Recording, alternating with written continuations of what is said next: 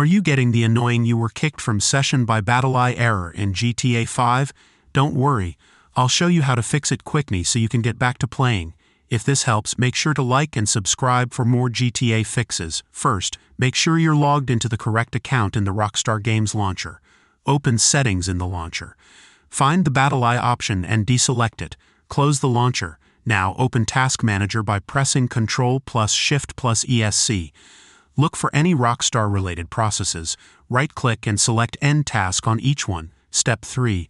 Remove BattlEye service. Next, open Command Prompt as Administrator.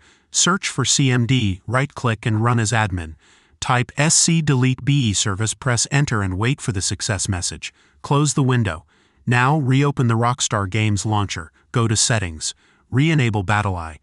Launch GTA V. This will reinstall BattlEye automatically. Your issue should now be fixed. If this worked for you, drop a like and subscribe for more quick gaming fixes. Still having trouble? Let me know in the comments. Thanks for watching.